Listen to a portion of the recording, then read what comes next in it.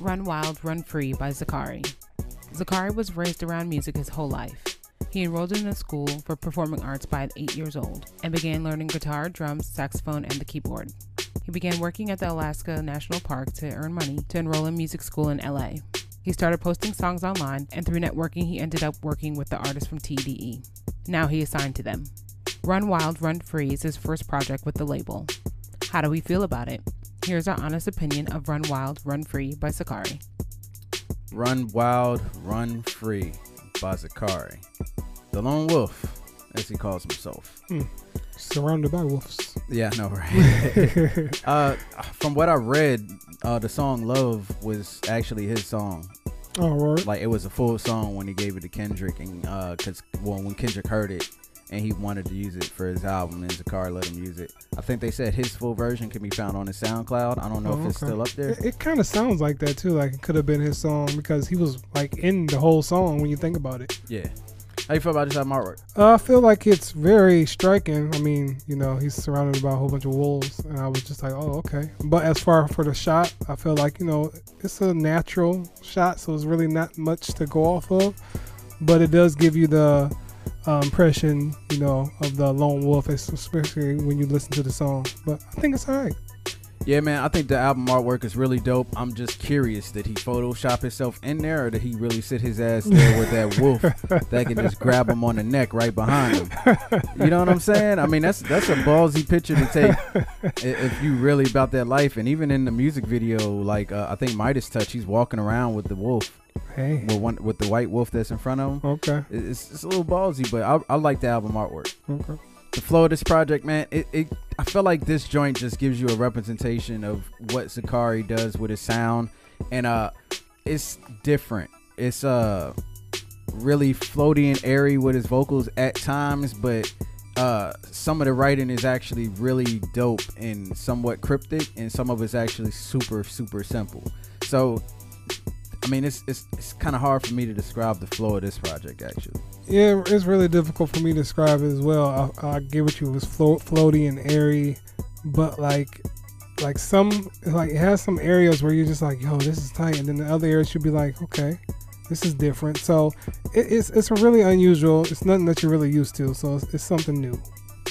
Highlights, man. Look, yo, Midas Touch is actually really dope. I like that. You could do anything. I like the verses. I'm not a fan of the hook. The hook couldn't get me. 10 out of 10 is definitely a really dope song. Don't Trip on Me, I thought was actually really good as well. Lone Wolf and Run Wild, Run Free, that's like one song. I don't know why it was separated. Yeah. That's some Kanye West type crap to do. And Young and Invincible, I do want to say that just seems like the super kid, the teenager anthem. Lil Yachty, if you're gonna use Lil Yachty, that's how you should use Lil Yachty. He didn't give you too much, didn't give you too little. He gave you just enough, and just said some kind of cool things that you would want to hear from a young person. You know, some type of confidence booster for the youth out there. Yeah, I actually like You Can Do Anything a lot. Like, I felt that was a great way to start the album. Midas Touch was cool. 10 out of 10, it was just like, okay, but it grew on me. Like, that's one that grew on me. And I feel like Lone Wolf and Run Wild Free could have been one song. I think it should have been split in two. Low lights, man. Look, I just want to say that Young and Invincible sounds cool, but the replay value on that song is probably extremely low for me. There's a lot of other songs I could use, in my opinion, as a pick-me-up. And I just want to say, like, this project overall's replay value is really low for me. It's not that the project sounds bad, because it doesn't. I just don't care to listen to it. I don't really know how to explain it, but after listening to it, it's just like, I want to see what else he can do, but I'm not, like, super enthused. Like, if you told me Zacari's dropping a full album next week, I mean, we'll probably do it just because that's what we do on the podcast, but I'm not gonna be enthusiastic to listen to it as if you hit me up today and was like, yo, Lupe just dropped a new album, and I'm like, yo, cut this podcast, we need to go listen to that joint right now. You know what I mean? Yeah, Young and Invincible and Don't Trip will have to be kind of like the low lights for me, just because I feel like they sound familiar.